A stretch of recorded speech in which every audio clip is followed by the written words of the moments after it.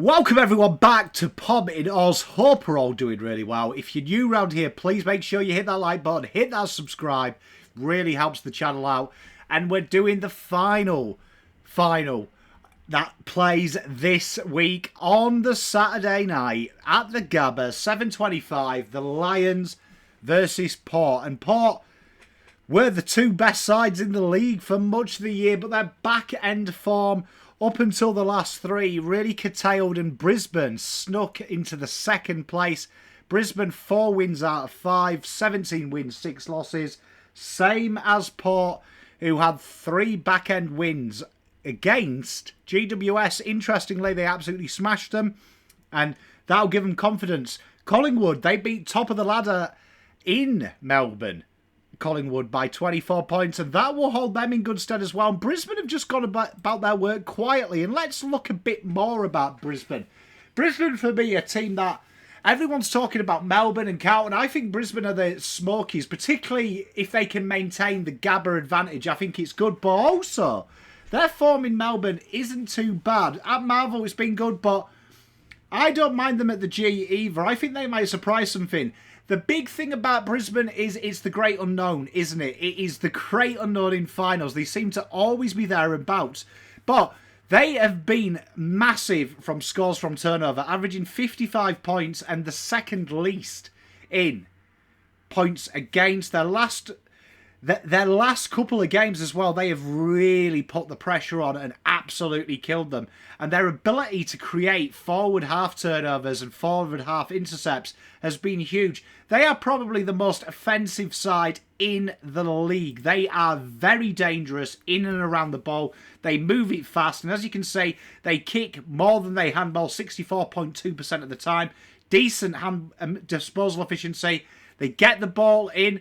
71.1% rebound 50 rate. They're very good as well. Transition from that back half very quickly. 16.2 metres gained. Again, this is just showing you how quickly they go from A to Z.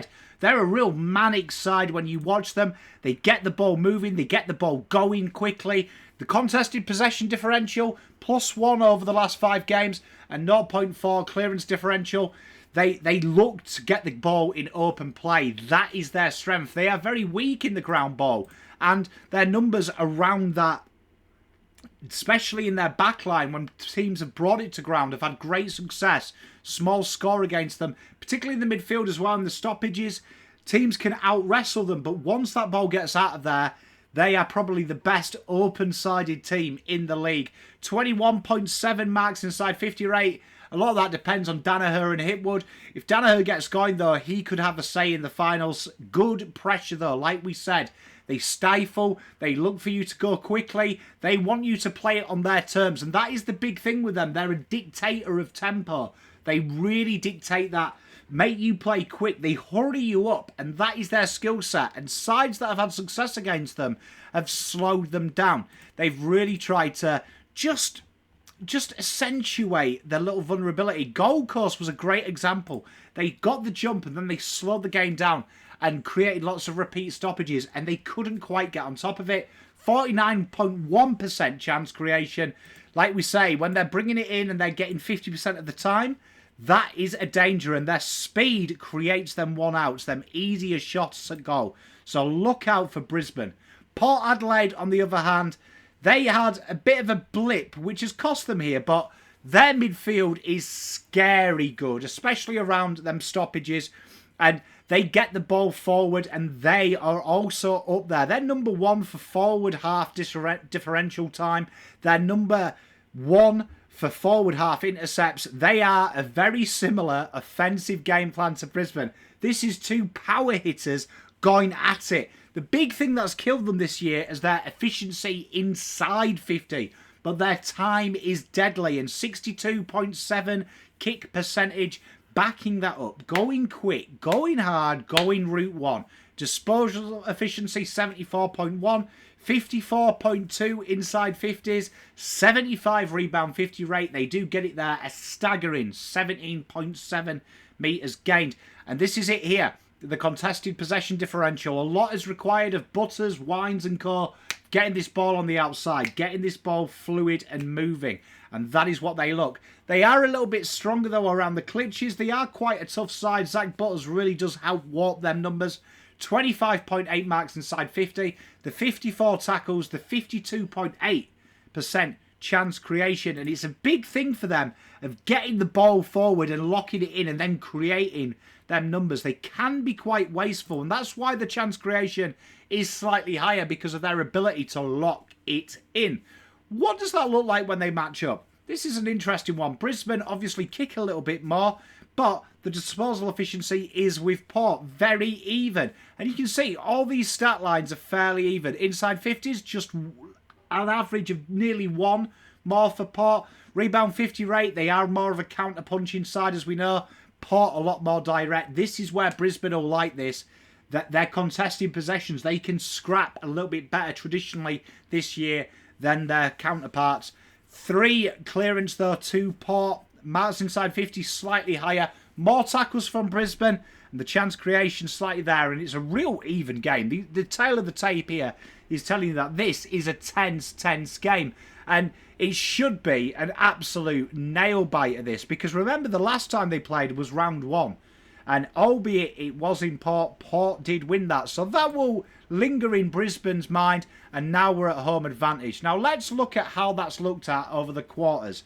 As you can see, quarter 1, Brisbane have started well, and that's been a staple of them throughout the year, bar round 1, really. They have really started well, winning 4 out of the last 5 first quarters versus Port's 2 of the last 5.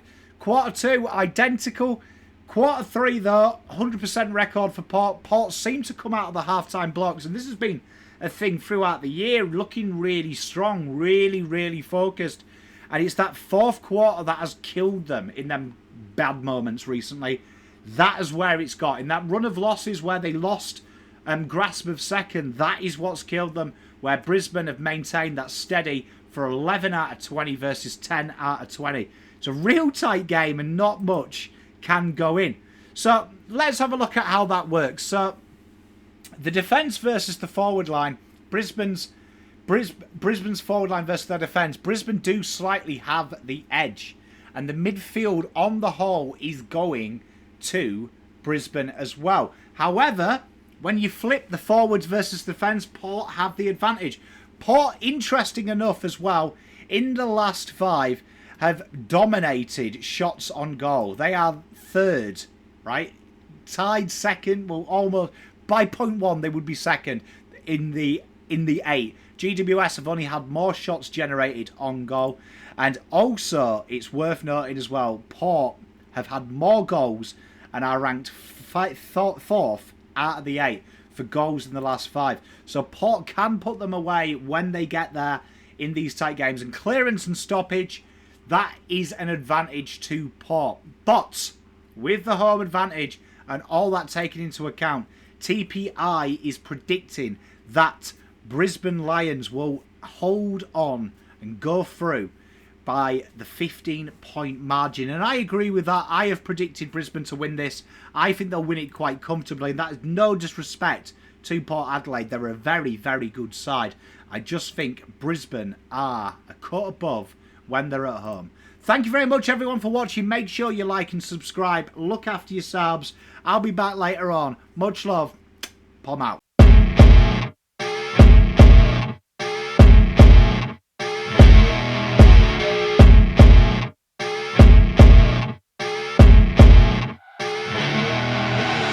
I see her rolling up, Uber black Cadillac, high heel boots and a sexy body full of tats. Baby's bad, oh baby's hella bad.